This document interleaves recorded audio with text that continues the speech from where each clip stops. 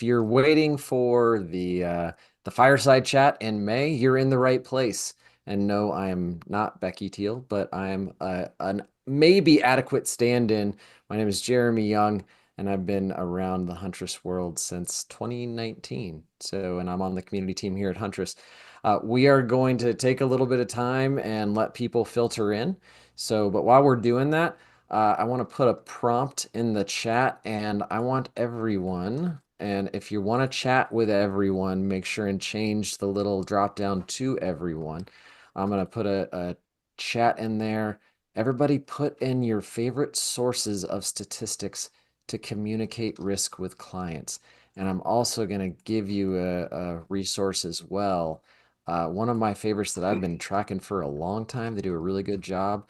Coveware ransomware blog.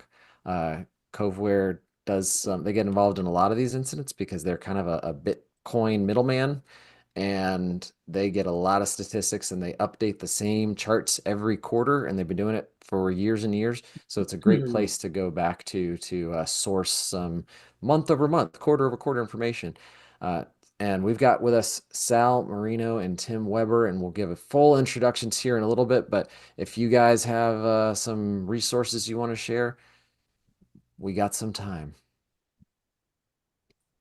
Cool. One after the top of the hour. Hey, Mindy, how you doing, buddy? If everybody doesn't have a source of statistics, tell me in chat where you're coming from. Also, if and I'm out of Austin, Texas, by the way, nice and sunny. If you are, uh, if you have just chat, of course, just put it in chat. If you have very specific questions you want to make sure we address, throw that in Q&A, please. And I'll also, for those that are still filtering in, I'm going to share the slide so you can see the visual of the prompt. But what is your favorite source of statistics to communicate risk with clients? And throw that in the chat so everybody can get after it. All right. Gonna go ahead and start talking about a little bit of this stuff, and we'll give some time to let a few more people filter in. But today, the main topic is talking about how to communicate with data about risk as opposed to using fear, uncertainty, and doubt in your cybersecurity sales approach. So let's talk for a moment about FUD. What is fear, uncertainty, and doubt? And really, this has been going on as long. Doesn't just go towards cybersecurity. I think about it like a good example is the mafia. Like, hey, it'd be a shame if something happened to this beautiful building. You know, we might be able to protect you. Like that's a perfect example of using fear to sell something. In the cybersecurity world, it's the you're next. You got to do this now because you're next, or focusing just on the worst case scenarios. Or when you see people inflate statistics, how often have you been in a in an environment like this or an in-person presentation when you're like that statistic has to be made up? And what I'll say is just remember, every statistic you see on a slide, 60% of the time it's made up every time. Another example here, it's about creating the uncertainty. It's questioning existing solutions in ways that aren't really defensible, highlighting complexity and unknowns. Think going back to like the 20, what was that? Man, I don't know, but Donald Rumsfeld days of like, we have known unknowns and we have unknown unknowns. It just creates a lot of uncertainty, and that creates fear when you're not certain about what the outcomes are. And then uh, really angling yourself as like the only solution that works, and vague technical superiority. You can't swing a dead cat right now without hitting 20 vendors that put AI in the name of their company or their solution, whether or not AI is even involved, right? And that kind of comes into play here in what we're talking about. So a lot of this involves just trying to create urgency, but it's the ambulance chasing mentality that a lot of this cybersecurity has had for a long time. And if you go to a lot of conferences, it's better now than it used to be. But if you go to conferences, say 2015, like Black Hat or RSA, security specific conferences, everything black, red, every booth had the pew pew map of everybody's trying to get you. And so we have come a long way. But now I want to go ahead and take time to introduce our panelists today. Sal Marino with Charles IT and Tim Weber with Cyber 74. Sal, let's start with you. Tell us a little bit about you, your role, introduce yourself, and kind of how you got into a position of discussing cybersecurity with clients. Yeah, absolutely. Appreciate everyone's time today. Happy to be here and kind of talk a little bit about, this type of change in the mindset of how we talk about cybersecurity. But again, my name is Sal Marino. I'm the head of business development at Charles IT. So that's anything outside sales, marketing, and acquisition strategy. Um, I've been with Charles IT for 8 years now. Started as employee 17. We're 150 some odd folks in Connecticut. We're 100% in office, which is weird in this day and age, but something that we've kind of stuck to. But our focus is on um, organizations that are anywhere from 25 to 300 employees that are in healthcare, manufacturing, and financial services. Really, the focus here is regulated industries, people that truly understand they need some of these solutions. And so, my background was kind of stepping into the business to be able to take over most of the back office functions of Charles IT. And for a while, that was like the finance side, it was procurement, it was sales, marketing, all of those things. And as time kind of went on, I really started to pick up and, transition most of my time into, educating and helping people understand the need for some of the things that we do. So now that's my role. That's where I sit, and I lead a team of some great people that are just trying to continue to educate our clients and help them, align to a standard. So I'm excited to be here and kind of run through this with you all. Awesome. Thanks for joining us today. Tim, tell me about yourself. Yeah, absolutely. So, Tim Weber, Vice President of Channel Growth for Cyber 74. Um, we are the managed security arm under the New Charter Technologies umbrella company. I am also based in Connecticut, ironically, but I am not out of an office. We're a fully remote organization. We work coast to coast, providing cybersecurity services really for almost any type of business, kind of a wide ranging scope that we have. My role specifically is really around the evangelism.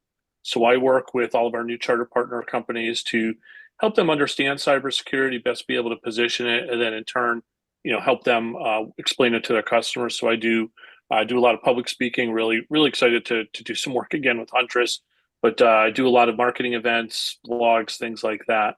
My background is I've now officially kind of into the space where where I don't say how many years I've been doing this. I just say 25 plus.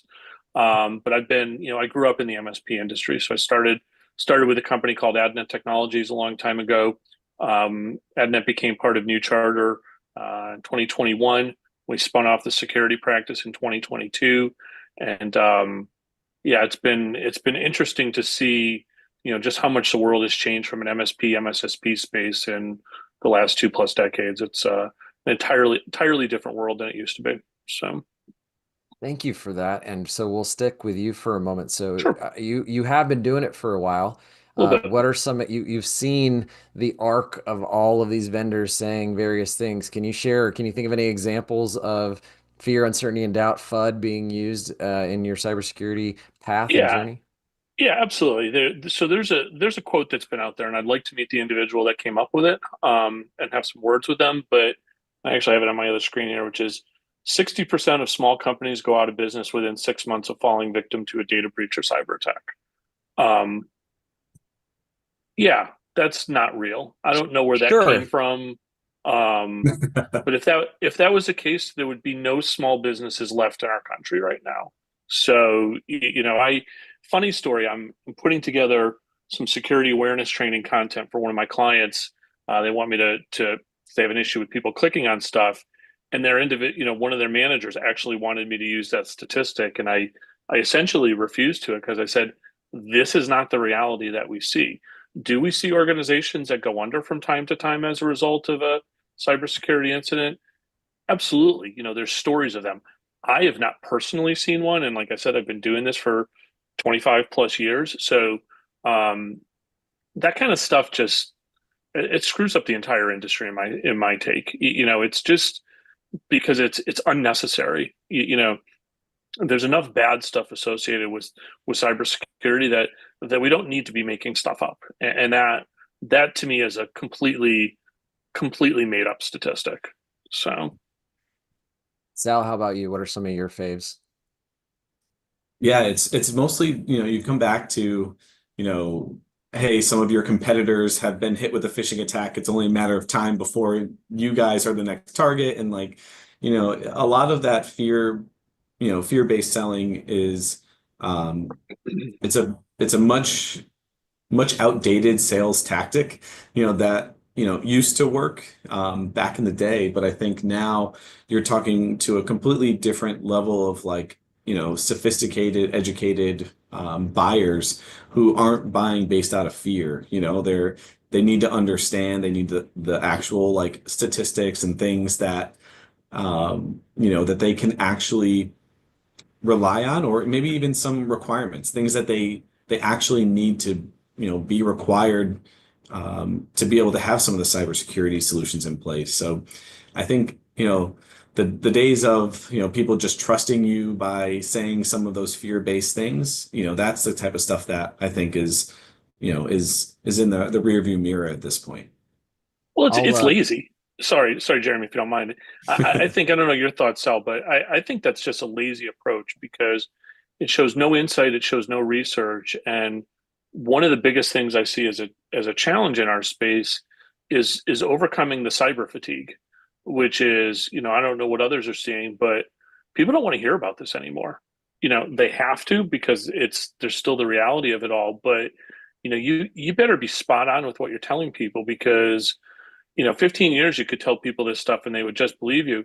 Now they're going to pull out their phone and plug it into Chat GPT and see what really is. And that's an instant way to shoot your credibility is to just be making stuff up. I was going to say some other words there, but this is a family show, so I'll say the other most used or most overused stat that I've heard in the last like 10 years or so is and there's different variants of it. Attackers are in your environment on average over 50, 100, it's like an auction. Do I hear 150? Do I hear 200, 300, 500 days? And if you're at a conference and you have one security vendor come up after another, it's like they're just one-upping each other. And none of those can actually be true if they're all true, right? And the part of this that like grinds my gears is other vendors that say things like this. And this I actually collated these a long time ago. This is like a slide deck from I think 2020 where these are snippets from other people's websites back in that time. And as you can see, I blocked off some of them. But some of these claims just really get me going. Safe from all new and existing threats. Come on. Like when you make claims like that, you are hurting the entire industry because that's what gives us a bad name and nobody knows what to actually believe. And to Tim's point, you go to what aren't cybersecurity conferences, they're just MSP conferences, and 70% of the room are cybersecurity vendors. How are you supposed to separate the wheat from the chaff? So let's get into that. So, Sal, take me through the process that you take clients through when you're trying to not just like sell them a cybersecurity solution, but give them a total solution based on their risk profile. Yeah, absolutely. So I think it does depend on the buyer, and it depends on, quite frankly, their industry and what level of risk they're even allowed to have, as part of their risk tolerance. And so, for us, part of what we do is we start off almost every single engagement and relationship with, a pre-sale assessment, but that pre-sale assessment is really there to gauge their existing risk and the potential risk that Charles IT has to take on a client and where their current level of posture is today. So we'll typically go through that assessment, and that assessment, definitely based a bunch off of NIST CSF and setting like a baseline standardization and framework for any organization that comes on with us. But we generally have, I guess in the way that we sell is like three different levels of like tools and solutions. So your standard like good, better, best type deal is how we operate. And it's like, good is like the gross negligence package. Like you got to have at least this at this point to even, have us even touch that. But typically then it's like you're figuring out if you're with some type of compliance requirement, whether it's CMMC or, FINRA or SOC 2 or anything like that, you're normally aligning to one of the higher levels of the packages that we provide. And it's purely based off of fact, where it's if you don't have these solutions in place, these policies in place, these procedures, like you will not be compliant with the framework that you're required to be compliant with. So again, a lot of this goes away from that fear-based approach, and it really goes into the potential opportunity cost that you might lose if you don't have some of these things in place. So that's really how we handle from a sales perspective. And so from most of your clients are in a regulated industry, but from what I'm hearing is a lot, regardless of where the client is, try to align them to a framework and let the framework be the quote unquote bad guy. So you can show that like it's not us saying this, it's the US government, it's CIS, it's whoever that's saying you need these things. So you're not just yet another person trying to pitch them something. You're actually trying to help them get to a place where they can be compliant. Yeah, and the other part to that is now, the insurance industry is catching up with all of the cybersecurity requirements as well. And now even if you're not in a regulated industry, like the chances of you getting any type of cyber insurance without having some of the baseline items, right? Like we talked, Tim was talking about doing some security awareness training and that kind of stuff. Like if you don't have some of those things, like you're just not going to get insured. And again, that's just a whole nother level of risk. Like, are you willing to actually take that on? So it is definitely become easier to have those conversations based off of like fact and logic rather than having the conversation strictly off of the fear tactic. And Tim, you're very much a storyteller. Does that weave A little bit. into your sales process? But to Yeah. discuss how you take clients through your process. Yeah, so it starts out very similar to what Sal was talking about, which is if somebody's in a regulated industry, if there's a compliance framework, then it's no longer optional, or it shouldn't be optional. People still treat some of those frameworks as optional, and we'll see how that plays out for them when they have an event happen. But outside of that, it really becomes a discussion around what's the organization's risk tolerance, and one of the things that I'll try to do frequently is try to understand what are the levers that move the organization. So sometimes it may be reputation. They don't want to take the reputational hit of having a cybersecurity event. I had a customer once say, "Keep me out of the news." Okay, these are the things that you need to do that. Sometimes it's about uptime. Sometimes it's about regulatory aspects. So knowing knowing what drives the organization is absolutely critical. One of the things I like to talk about is that when you're talking about cybersecurity, you're talking about risk, and risk is a business discussion, not a technical discussion. Because you could have two organizations that are entirely the same in what they do, what their stack is, this, that, and the other thing. But you might have one that ultra conservative, ownership that wants to do everything to dot the I's and cross the T's. And then on the other side, you might have the riverboat gambler who has a cybersecurity event, goes through it all, and you tell them the things they need to do to not have one again. And like, oh, what are the chances of that happening a second time? So those are, which is usually high, so those are kind of the two extremes. For us, it's, for my approach, it's really about weaving together what's going to be important to the organization and trying to pull together information, either things that we've seen or that we've learned about that's going to be relevant. When you're talking about cybersecurity, there's the Colonial Pipelines, the Equifaxes, the Choice Healthcare's, Ticketmasters of the world type thing. But those are so big that the numbers are so big that they're not relatable. When I can walk a client through, hey, here's the impact to a three location 100 user law firm that they were down for a week and a half because of this event. Oh yeah, and they had this, and obviously you always have to, maintain privacy and confidentiality and things like that. But the more you can distill down and make something relevant into their space, that's the kind of stuff that gets people's attention. One of my favorite things to do when I'm doing in-person events is, just ask for a show of hands of who either has been a victim of a cybersecurity event or personally knows somebody that's been a victim. And that's usually the eye opener, because it's, listen, again, we don't want to sell based off of fear, but we can't put our head in the sand. The reality is that the impact is out there. It's happening to everyone. So It's it's pretty hard to establish trust during a sales process with a prospect. So there's going to be for you guys especially, you've got two tracks. You've got the existing client that you want to constantly upsell, and I imagine there's much more data that could be used in the PSA and in the long running relationship. And so first question is kind of like, what are, for tips and tricks for the people on the phone, what are some of the key nuggets in your existing customers? Can you pull pieces of data out to use in these discussions? Yeah, I think there's a couple things. So like most organizations, depending on your level of maturity in the MSP space, you're doing quarterly business reviews, or at a minimum, you're probably doing like a semi-annual audit or something like that. But the idea is, you're going through those, and not everything needs to be the breach that, Tim was mentioning in the first part, which was like the colonial pipeline, that kind of stuff. Like it's all about like, oh, I had a client who, wired, X amount of dollars, and we had to work with their bank and insurance to be able to figure out how to get that money back. And or one of my favorites is I need the gift cards, and scratch off the backs and send me the photo and like that kind of stuff, because those are real relatable things. Like those things actually happen.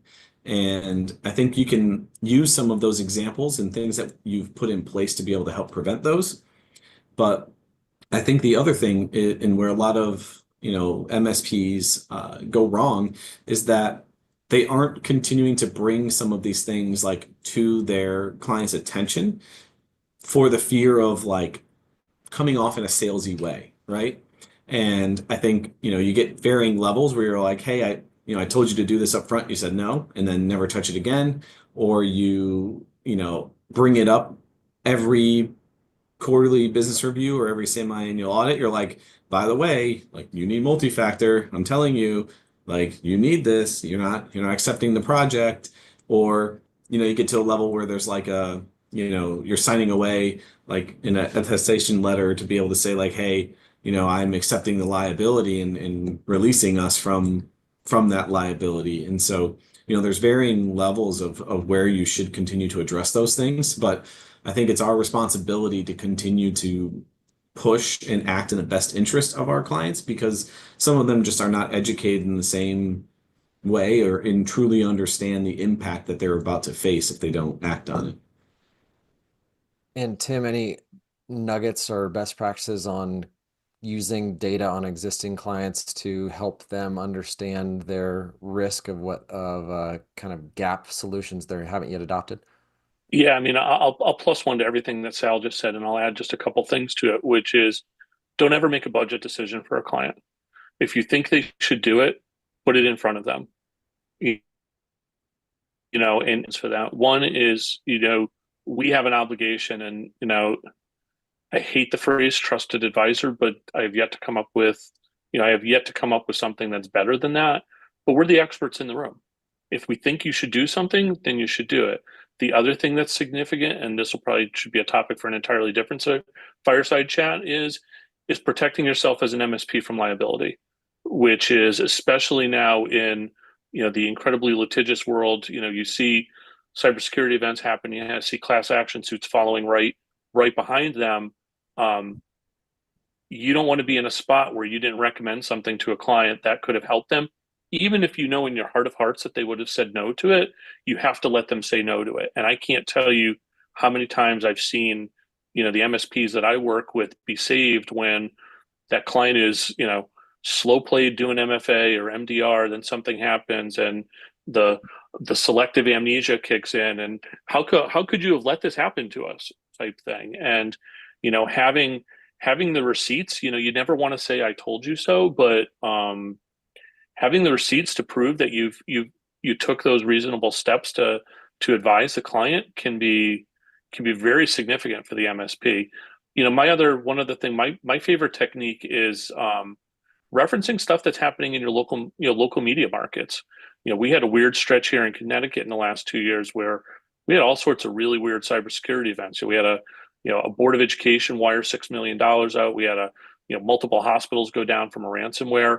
When you can make stuff relatable to things that's happening in the news, as long as it's not one of your clients, that's awesome because other people are talking about it and they may even already be impacted by it. So, And even if it is one of your clients, transparency is still yeah, no, transparency is still a big thing. But anyway, you don't want to touch that with a 10-foot pole. So, in chat, Renee put to your trusted advisor oh, I technology like that. fiduciary. Thanks, Now, Renee. I might use that one. check with your lawyers first. I don't know if they're gonna what their Yeah. opinion on fiduciary is gonna be, but I Fiduciary is also a big appreciate. word. Yeah, it is a big word. I also appreciate Alex's when do you want to address this risk? Just kind of change the frame of the conversation of like, all right, fine, now is not the time. When do you want to address this? Because it's an eventual thing, kind of assuming that sale that they're going to make that happen. A little nugget for all the MSPs, and you kind of triggered this, Tim, of I've talked with my buddy Rob at Monjour, and I asked him like if you could tell MSPs one thing about what to update in their MSA, and he's like, I'll give you two: limitation of liability and the right to increase prices without a signature on an annual basis. So that's something to think about for you guys out there. Similar question on and I think Tim, you already alluded to it. If you're talking to a prospect that you don't have the context and data on, and so Sal, a lot of yours is probably going to be drawn from that assessment. But Tim, you were alluding to finding the similar profile and using examples so you can make it real to them. Do you guys have any tips and tricks on how to establish that trust quickly in the prospecting process, or so you become that technology fiduciary sooner than later? Yeah, I mean, I Yeah. think sorry, I'll Go start ahead, with it. Tim. I think that if they're looking to have a security discussion, finding out the why behind it, that's one of my favorite questions is what's driving you to start addressing this right now, and that can open up a lot of doors. Um, one of my favorite ways to actually gain trust is if somebody's looking to, maybe do some type of advanced solution, but we haven't done any type of assessment. Is I'll say, I don't think you should purchase that right now. Not until you've got a good a good understanding of what is the strength of your security, what's the overall risk, because I don't want to sell you a full-boated managed SIM solution. If you're still running RDP off of Cisco PIX firewalls with 4-character passwords, because I know you're going to have problems. So every small business has the challenge of a limited budget. It's up The to sim us would to make just sure. document all the things you're doing wrong. Don't Well, do that's that. just it. A couple of years ago, talking to a client, I'm like, "Tell me about your environment."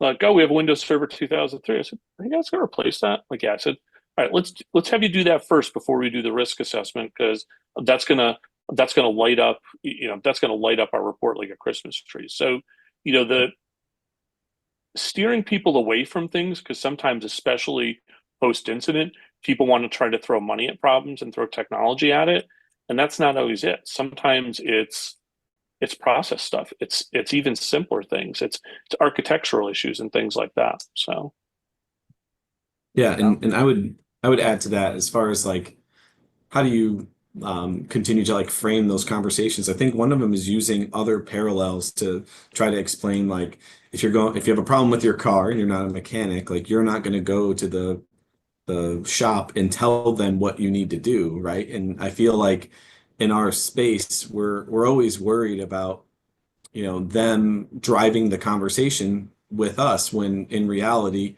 we're the mechanic, right? You're not going to be able to tell us, a ton of, those things where we say, hey, this is the right step. These are the right things that you should be doing. And, we have to kind of guide them to that and make them aware. And I think, again, it depends on the maturity level of your organization and if you're willing to walk away from some of those, because it does take the ability to say like, hey, maybe we're just not the right fit for you if you're not willing to take some of those things seriously. And that's another really strong way to get trust is if you're willing to walk away from a deal, then they're like, oh shit, these guys Yeah. really mean this. And it's a great way to do that. It's a great example. And speaking of things that could be whole other topics about like making sure your OML aligns with the OML of your clients. I don't want to go on a huge tangent on OML, but basically, if you should be looking at getting clients that are about the same level of maturity and similar things that you care about, security being one of them, because all these conversations are going to be much easier. But Sal, you gave me a great lead in to I use analogies all the time. I'm sure you guys do. And for the audience, I'd love to see some of your favorites.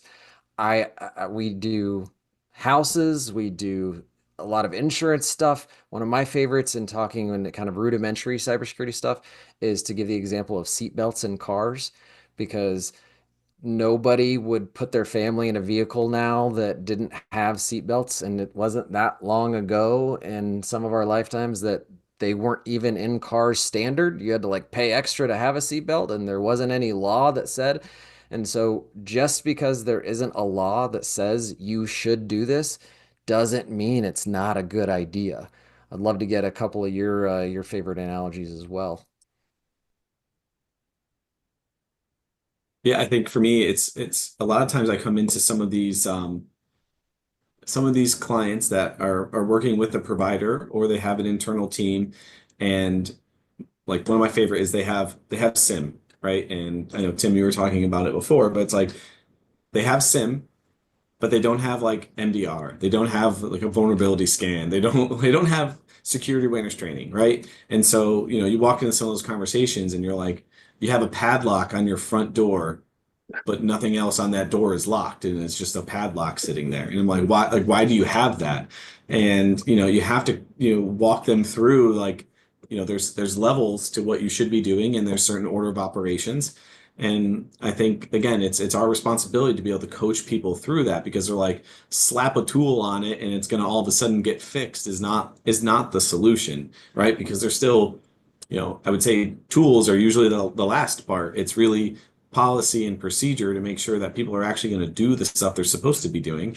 And then the tools are the piece that you put on the end of that. But I would say doing something like that is usually one of the first places to be able to walk through that. Tim, any favorite analogies from you?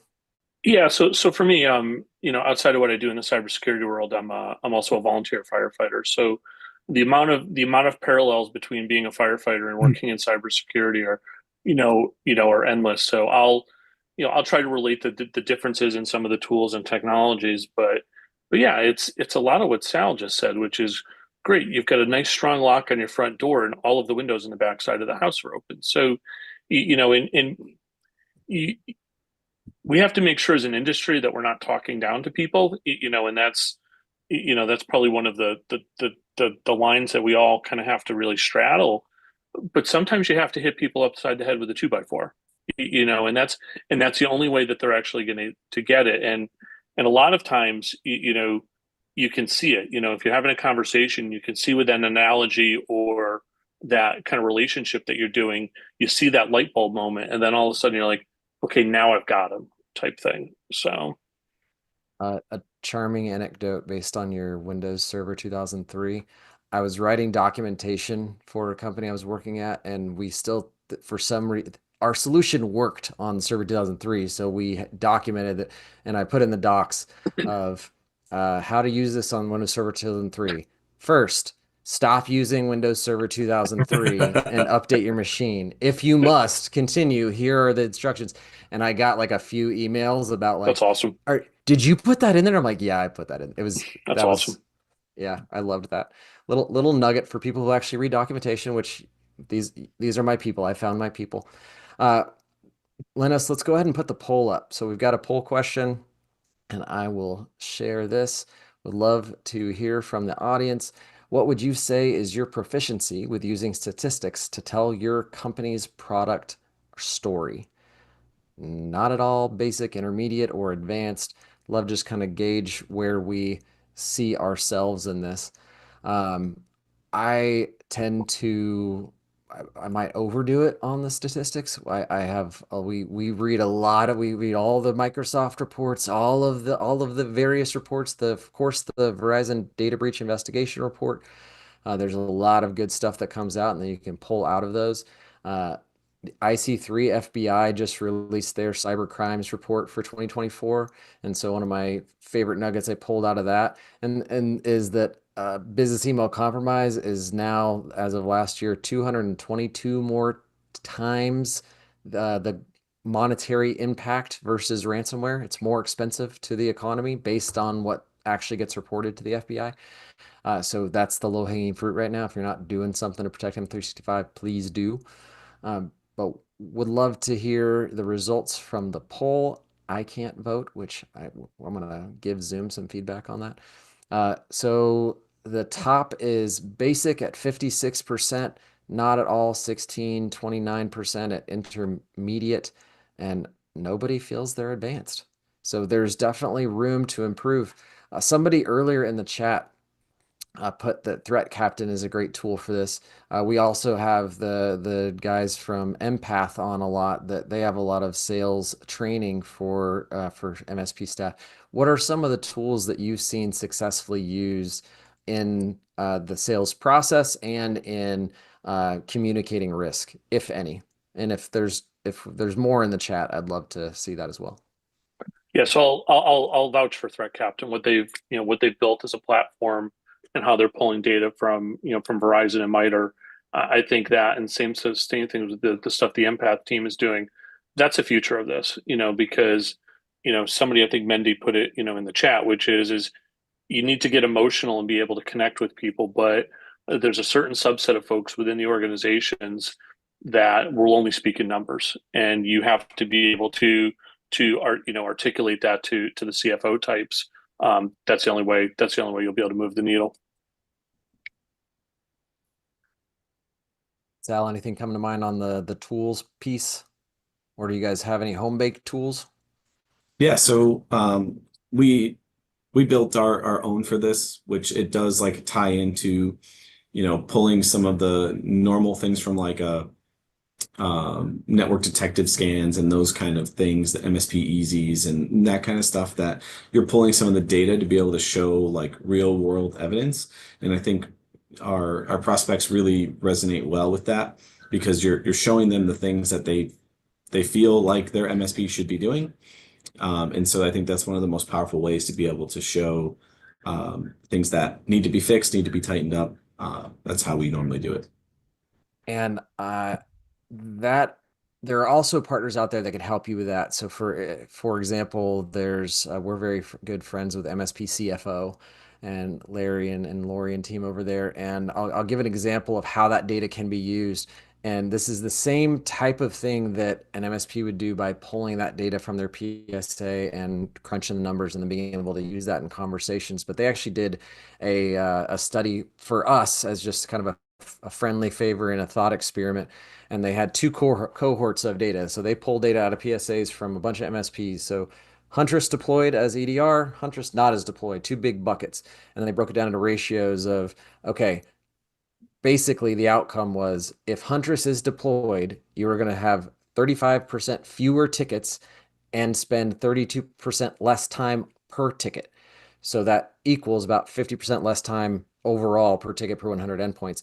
And that's not me telling you that Huntress is a better security solution. It's me showing outcomes that if you do this, you will see these outcomes that you will like. So maybe you should look at that. And that's the type of thing that we're talking about in terms of take it away from the fear, the like you're going to get hit next, and turn it into outcomes that align to their business goals. And that's going to give you a much better, stronger alignment to where you're talking about things that are in their mutual interests and help you sell your overall solution. Hmm.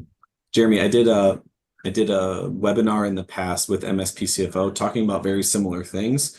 And one of the most powerful things for our existing like sales process was going through that and saying like, how long does it take for a printer, ticket in your organization, or how long does it take for these certain different types of tickets?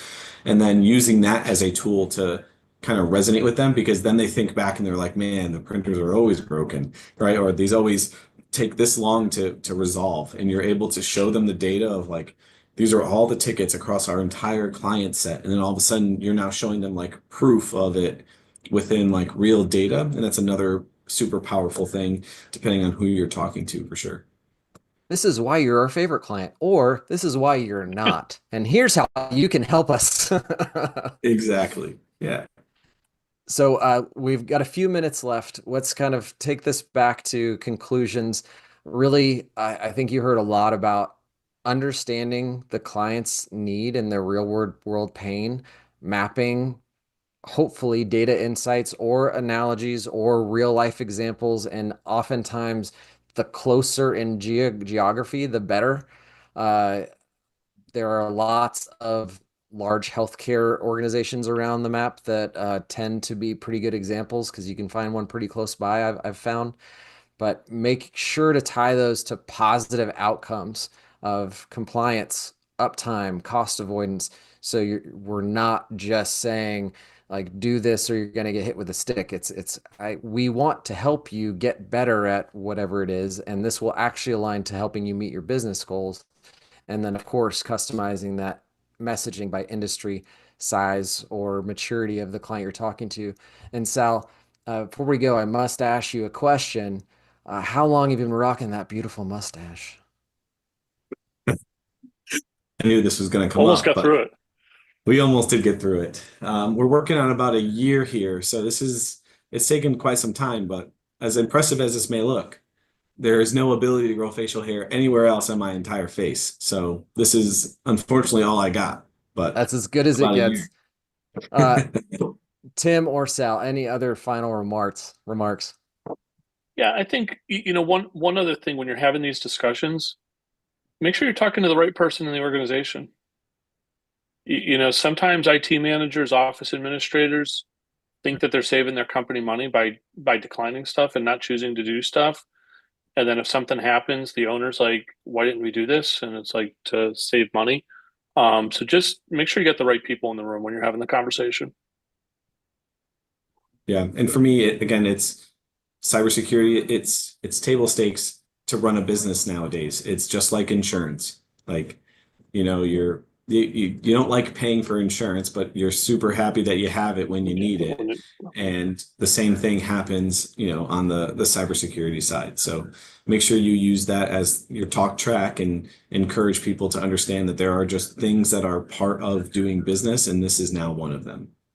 And there's a lot of home and castle analogies in the chat, which are all great. Another one that feeds off of that does tie in the insurance is you can't get occupancy of a building without meeting certain insurance, certain Code. like if you have a code, thank you. If you don't have a operate or a plain old telephone line installed that connects into the alarm system, you can't move furniture in. These things are table stakes that shouldn't be ignored. So thank you for bringing that up and definitely know your audience. So reminder, next month's Fireside Chat, set your calendar for June 12th. It's a little bit early because Juneteenth falls on the normal date for it. So we're going to be meeting up on June 12th, and you're going to see us out there in the world. We got Huntress After Hours in Dallas, Texas on May 20th and Portland on June 3rd. And our road shows are coming up all over Amsterdam, San Francisco, Brussels, Cleveland, Chicago. So if you happen to be living close to any of those locales, hit me up. You can do Jeremy at Huntress, Community at Huntress, talk to your rep. we'll get you the right link, or just go to that huntress.com/events to get registered. Sal, Tim, thank you guys so much for the Thank time you. today, sharing valuable insights. Love doing this. Thanks to Becky for letting us play while you're off doing one of these wonderful road shows. I hope